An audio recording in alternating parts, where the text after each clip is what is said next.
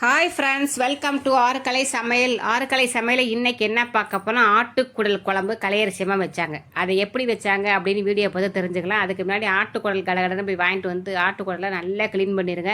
நல்லா சுடுதலையில் போட்டு தோலெல்லாம் உரிச்சிங்கன்னா வந்துடும். அதுக்குள்ளே மஞ்சத்தூளும் கல்லுப்பையும் போட்டு நல்லா பலன்னு இந்த தண்ணி தெளிக்கிற சல்லடை இருக்குல்ல, தண்ணி சலிக்கிற சல்லடை அதில் போட்டு உரசினீங்கன்னா குடல் வேஸ்ட் ஆகாமல் க்ளீனாக ஆகிடும். நல்லா அலசி எடுத்து வந்து கொடுத்தாச்சு.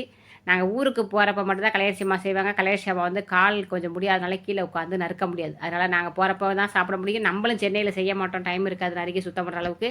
இங்கே குடலும் நல்லா இருக்காது. அதனால் ஆட்டுக்குடல் பட்டுக்குடல் தான் நாங்கள் சாப்பிடுவோம். க்ளீன் பண்ணி கொடுத்தாச்சு. குக்கரில் சேர்த்துக்கிட்டாங்க. வெங்காயம், தக்காளி, பச்சை மிளகா, இஞ்சி பூண்டு பேஸ்ட்டு, சோம்பு சீரகத்தூள், தேவையான தண்ணி சேர்த்துட்டாங்க. நீங்கள் வந்து கழனி தண்ணி இருந்தால் அது சேர்த்துக்கிட்டிங்கன்னா இன்னும் சிறப்பு. கழனி தண்ணி இல்லாத காலத்தில் பச்சை தண்ணி சேர்த்துட்டாங்க. நல்லா கிண்டுன்னு கிண்டி விட்டுட்டு குக்கர் மூடியை போட்டு நல்லா 10 விசில் அடிக்கட்டுன்னு விட்டுறணும். அப்போல்லாம் எங்கள் ஆத்தா, எங்கள் அப்பத்தா, அம்மாச்சியெல்லாம் இருந்த காலத்தில் விறகடுப்பில் தான் இருக்கும், குக்கர் இருக்காது. விறகடுப்பில் வேக வைக்கிறதுக்கு இந்த குடல் வந்து சீக்கிரம் வேகணும் அப்படிங்கிறதுக்காகவும் கொட்டாங்குச்சி இருக்குல்ல, தேங்காய் உடச்சிட்டு கொட்டாங்குச்சி இருக்குல்ல, சிரட்டை, இந்த சிரட்டையை வந்து உடச்சி நல்லா கழுவிட்டு இதிலே போட்டு வேக வச்சுருவாங்க. குழம்பெல்லாம் வச்சு முடித்து சோத்தில் ஊற்றி திங்கிற வரைக்கும் அந்த சிரட்டை வரும். அதை எடுத்து போட்டு சாப்பிடுவோம். அப்படி தான் அப்போல்லாம் வேக வைப்பாங்க. சில பேர் சுண்ணாம்பு போட்டு வேக வைப்பேன் அப்படின்னு சொல்லுவாங்க. அப்போ வந்து அப்படி தான் வேக வைப்பாங்க. இப்போல்லாம் வந்து குக்கர் இருக்கிறனால பரபரன்னு விசில் அடித்து தள்ளின்னு வச்சுக்கோங்களேன். 10 விசில் அடிக்கட்டுன்னு விட்டாச்சு. அது கேப்பில் கலையரிசியமாக டீயை போட்டு குடிக்கலான்னு டீயும் போட்டாங்க. நான் அப்படியே ஜன்னல் வழியாக கேமரா விட்டு அப்படியே ஷூட் பண்ணோம். வெயில் ஐயோ அப்பா கண்ணை பறிக்குதுங்க. சென்னையில் பில்டிங் கொஞ்சம் ஜாஸ்தியாக இருக்கிறனால கொஞ்சம் வெயில் கம்மியாக இருக்கிற மாதிரி இருக்கும் நம்ம வீட்டில் இருக்கிறப்ப. இங்கே வந்து பில்டிங் வந்து உயரமாலாம் இருக்காது, கம்மியாக இருக்கும், தூரமாக இருக்குமா வீடெல்லாம். அதனால் வெயில் ரொம்ப கண்ணை குசுது. அவங்க 10 விசில் அடித்து சூப்பராக ரெடி ஆகிட்டாங்க. நல்லா பஞ்சு வந்துட்டாங்க. இப்போ குழம்ப தாளிச்சிக்கலாம்னு முடிவு பண்ணிட்டாங்க கலையரிசியமாக. கேஸ் ஆன் பண்ணி ஒரு பாத்திரத்தை வச்சு நல்லெண்ணெய் ஊற்றிட்டாங்க. நல்லெண்ணெய் ஊற்றி குடல் குழம்பு, இந்த மீன் குழம்பு, மட்டன் குழம்புலாம் வச்சா மணக்குங்க. கலையரிசியமாக சொல்லுறதுக்கெல்லாம் நல்லெண்ணெய் ஊற்றாண்டி நல்லாயிருக்கும் அப்படின்னு.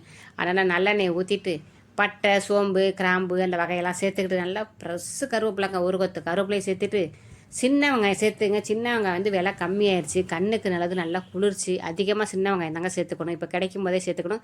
தண்ணியில் ஊற போட்டு உரிச்சோம்னா கொஞ்சம் கண்ணு எரியாது. அதனால் தண்ணியில் ஊற போட்டு சின்ன வெங்காயத்தை உரிச்சு அதில் சேர்த்துக்கலாம்.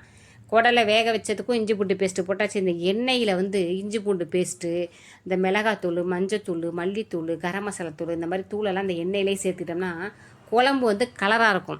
நம்ம இந்த குழம்பு கொதிக்கையில் போட்டால் அப்படியே மேலேயே கொதிச்சுட்டு போயிடும். இந்த எண்ணெயில் சேர்த்துக்கிட்டிங்கன்னா குழம்பு கொஞ்சம் கலர் கொடுக்கும். ஆனால் எல்லா தூளையும் கலையரிசியமாக சேர்த்துட்டு நல்லா வதக்குன்னு வதக்கிட்டு இவங்க நல்லா சுருண்டு எண்ணெய் தெளிஞ்சு வர வரைக்கும் சிம்மில் வச்சுட்டு மிக்சி ஜாரில் வந்து தேவையான அளவு தேங்காய், சோம்பு, சீரகம், மிளகு எல்லாம் சேர்த்து கொஞ்சமாக தண்ணியை ஊற்றி நல்லா மைய அரைச்சிட்டாங்க. அதில் கொஞ்சம் வெங்காயமும் போட்டு அரைச்சா நல்லா டேஸ்ட்டாக இருக்கும்னு சொல்லிட்டு கொஞ்சம் வெங்காயமும் போட்டு அரைச்சி ஊற்றுறாங்க. இந்த தேங்காய் அரைச்சி ஊற்றுனா கறி குழம்புலாம் நல்லாயிருக்குமா. மீன் குழம்புலாம் ஊற்ற மாட்டாங்க கலையரிசியமாக. கறி குழம்பு, மட்டன் குழம்பு, சிக்கன் குழம்பு, குடல் குழம்புலாம் தேங்காய் அரைச்சி ஊற்றுவாங்க. இதை நல்லா மைய அரைச்சிடலாம் அப்படின்னு சொல்லிட்டு அரைச்சிட்டு அதை வதங்கிக்கிட்டு இருக்காங்களா அடுப்பில் சிம்மில் மசாலா, அந்த மசாலாவில் ஊற்றிட்டாங்க. ஊற்றி நல்லா கிண்டிட்டு அதை வேக வச்சுருக்காங்களா கறி, குடல் கறி, அவங்கள சேர்த்துட்டு அந்த சட்டியும் அலசி தேவையான தண்ணியை ஊற்றி குழம்பு எந்த அளவுக்கு தேவையோ, ஆனால் குடல் குழம்பு மட்டுங்க நல்லா சூடாக சாதத்தை போட்டு நல்லா தண்ணியாக ஊற்றி அப்படி சாப்பிடணும். செம்ம டேஸ்ட்டாக இருக்கும். எங்கள் தாத்தா கோவிந்த பிள்ளைன்னு எங்கள் அம்மாவோட அப்பா, அந்த தாத்தா வந்து தோசைக்கு ஊற்றி சாப்பிடுவார். அவர் சொல்லார், குடல் குழம்பு தோசையை வச்சு தரியா கலையரிசி அப்படின்னு அவங்க மகக்கிட்ட கேட்பார். அதெல்லாம் எனக்கு நினப்பு இருக்குன்னா பார்த்துக்கங்களேன். எங்கள் தாத்தாவுக்கு குடல் குழம்பு தோசையை வச்சுட்டு இன்றைக்கெல்லாம் சாப்பிட்டுக்கிட்டு இருப்பார். மணக்குதுங்க. லாஸ்ட்டாக கருவேப்பிலையை போட்டு கலையரிசி ஃபைனலாக முடிச்சிருச்சு குழம்பு.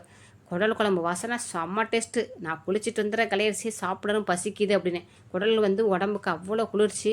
ஆனால் அதை செய்ய தான் முடியாது, சிரமப்பட்டு செய்யணும். எப்போயாவது ஒரு வாட்டியாவது கண்டிப்பாக செஞ்சு சாப்பிடுங்க, சூப்பராக இருக்கும்.